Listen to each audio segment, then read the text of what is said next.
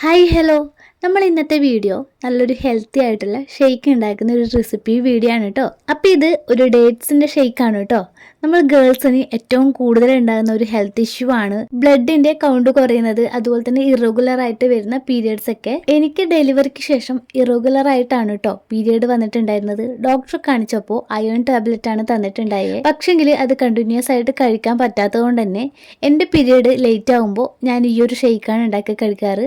ഈ ഒരു ഷെയ്ക്ക് കുടിച്ചതിന് ശേഷം ഒരു 2 അല്ലെങ്കിൽ 3 ദിവസം കഴിയുമ്പോൾ തന്നെ എനിക്ക് പീരിയഡ് വരാറുണ്ട്. അപ്പോൾ എങ്ങനെയാണ് ഷെയ്ക്ക് ഉണ്ടാക്കുന്നത് നോക്കാം. അതിന് ഞാൻ 2 ഗ്ലാസ് പാലെടുത്തിട്ടുണ്ട് കേട്ടോ.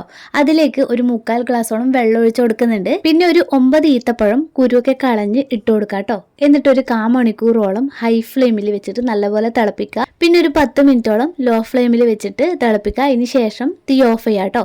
എന്നിട്ട് അടച്ച് വെച്ചിട്ട് ഇത് തണുത്ത ശേഷം നമുക്ക് ജാറിലിട്ടിട്ട് ഒരു 1/4 ഗ്ലാസ് വെള്ളം കൂടി ഒഴിച്ചിട്ട് നല്ലപോലെ അരച്ചെടുക്കാം.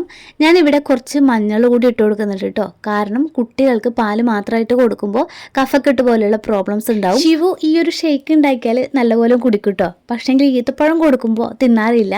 അപ്പോൾ ഈത്തപ്പഴം ഇഷ്ടമല്ലാത്ത കുട്ടികൾക്ക് ഇങ്ങനെ കൊടുക്കുമ്പോൾ അവർ കുടിച്ചോളും. പിന്നെ ഞാനിതിലേക്ക് വേറെ മധുരത്തിനായിട്ടൊന്നും തന്നെ ചേർത്ത് കൊടുക്കുന്നില്ല കേട്ടോ. ഈത്തപ്പഴത്തിൻ്റെ തന്നെ നല്ല മധുരം ഉണ്ടാവും.